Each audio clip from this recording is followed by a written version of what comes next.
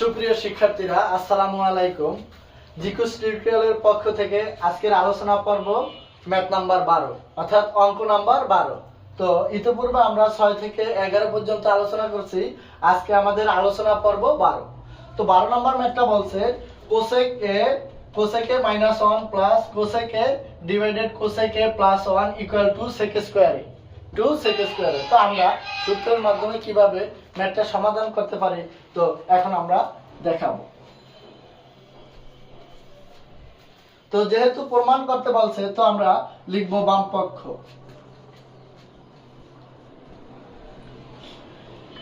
বাম পক্ষ ইকুয়াল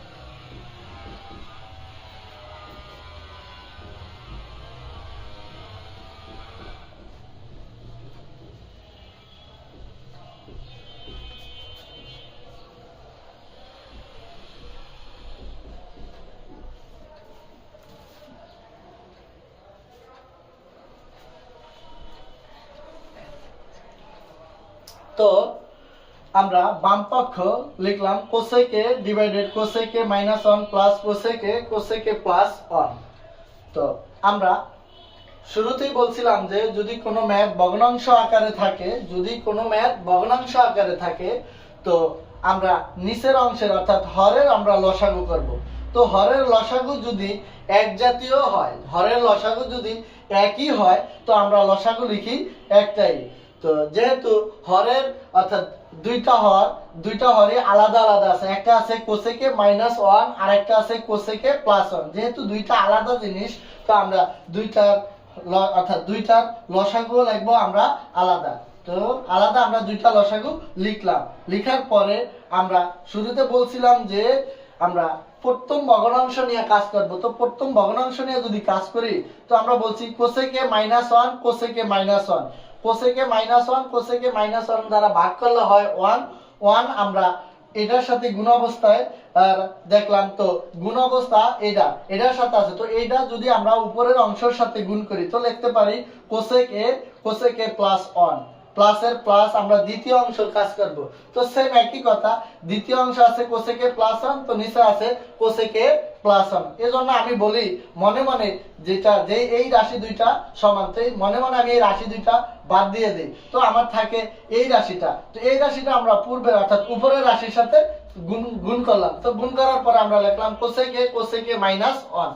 তো এখন আমরা নিচে দেখলাম যে কোসেকে -1 কোসেকে +1। তো আমরা সূত্রতে দেখাইছি যে একবার মাইনাস একবার প্লাস অথবা একবার প্লাস একবার মাইনাস তার মাঝখানে আছে ইনটু অর্থাৎ a² - b² এর ফর্মুলা হয়। তো আমরা a² - b² এর ফর্মুলাটা দেখাইছি a² - b² = a + b * a - b। তো আমরা এদিকে এইটা সূত্র লিখতে পারি। তো a - b * a + b আমরা একটা সূত্র লিখতে পারি কোসেক স্কয়ার a - 1। আমরা 1 এর উপরে স্কয়ার দিলেও হবে না দিলেও হবে। তো একবার প্লাস একবার মাইনাস জাস্ট আমরা সূত্রের মাধ্যমে লিখলাম a² - b²। তো এখন আমরা এই যে একটা ব্র্যাকেট দেওয়া আছে ফার্স্ট ব্র্যাকেট, এই ফার্স্ট ব্র্যাকেটের ভিতরে যা থাকবে এবং বাহিরে যা থাকবে অর্থাৎ ভিতরের অংশটাকে আমরা বাহিরের অংশটা দ্বারা গুণ করব। তো কোসেকের সাথে গুণ করলে হয় কোসেক স্কয়ার a। কোসেক দ্বারা গুণ করছি হয়েছে কোসেক স্কয়ার a প্লাসের প্লাস লিখবো 1 এর সাথে কোসেক গুণ করা আছে। তো কোসেক 1 এর সাথে গুণ করলে কোসেক কি হয় প্লাস আবার কোসেক দ্বারা গুণ করলে হয় কোসেক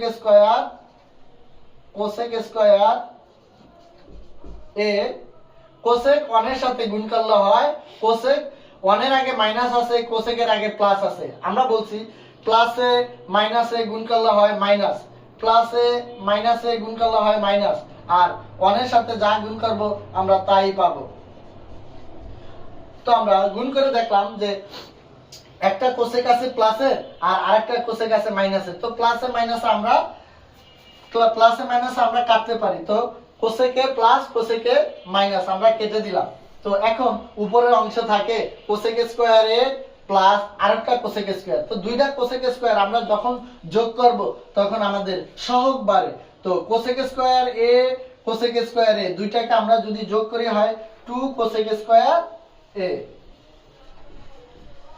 নিচে আমরা এটাকে একটা সূত্র করতে পারি কোসেক স্কয়ার এ মাইনাস 1। আমরা যখন সূত্র দেখাইছিলাম বর্গযুক্ত সূত্র তখন কিন্তু আমরা সূত্রটা দেখাইছিলাম যে কোসেক স্কয়ার এ মাইনাস 1 ইকুয়াল কট স্কয়ার। তো আমাদের গন্তব্যস্থল চাইছে সেক স্কয়ার। তো আমরা সেক স্কয়ারে যদি যাই তো আমাদের উপরের অংশটাকেও সূত্র করতে হবে, নিচের অংশটাকেও সূত্র করতে হবে। উপরের অংশটাকেও সূত্র করতে হবে, নিচের অংশটাকেও সূত্র করতে হবে। তো আমরা লিখব উপরের অংশ 2 ইনটু কোসেক স্কয়ার সমান সমান আমরা লিখতে পারি 1 বাই সাইন স্কয়ার, আর নিচে কটকে বাংলা আমরা পাই cos square by sine square. তো এখন আমরা এই অংশটুকু এই সাইডে একটু দেখাবো।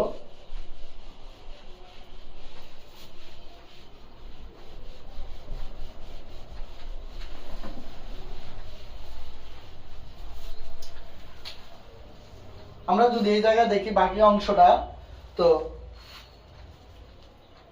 এই যে উপরের অংশটা নিচের অংশের সাথে, অর্থাৎ নিচের অংশটা উপরের অংশের সাথে ভাগাকার আছে। তো উপরের অংশ যা আছে আমরা তাই লিখবো। তো 2টা 1 এর সাথে গুণাকার আছে, আমরা লিখতে পারি 2 by sine square A, 2 by sine square A equal নিচে আছে আমার cos square by sine square. তো নিচে cos square by sine square আছে, আমরা এটা লিখলাম এই জায়গায় আবারও।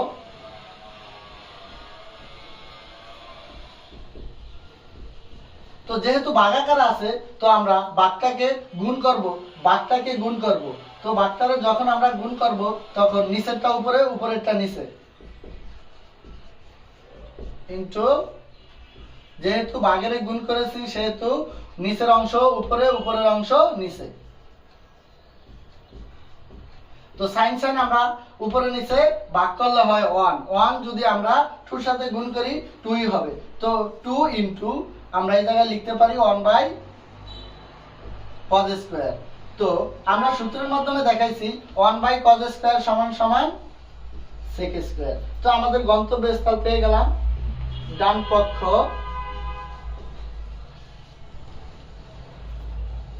তো আমরা সূত্রটা দেখাইছিলাম যে যখন আমরা বর্গযুক্ত সূত্র দেখাইছি তখন কিন্তু আমরা দেখাইছিলাম যে যদি লিখি 1 বাই cos স্কয়ার তার সামনে আমরা সূত্র লিখতে পারি sec স্কয়ার। তো 1 বাই cos স্কয়ার যে জায়গায় আছে আমরা ওই জায়গায় sec স্কয়ার লিখলাম। তো আমাদের 12 নম্বর অঙ্কটা এই জায়গায় শেষ। আমরা 12 অর্থাৎ 12 থেকে 16 পর্যন্ত একই সিস্টেমে 12 থেকে 16 পর্যন্ত আমরা একই সিস্টেমে ম্যাথগুলা করব। 12 থেকে 16 পর্যন্ত অর্থাৎ 12 থেকে 16 পর্যন্ত একই সিস্টেমে, বাট সূত্রগুলো আলাদা আলাদা হবে। তো আমরা যখন সূত্র পড়ছি 17টা সূত্র কি একইভাবে পড়ছি? না, আমরা 17টা সূত্র 17 ভাবেই দেখলাম।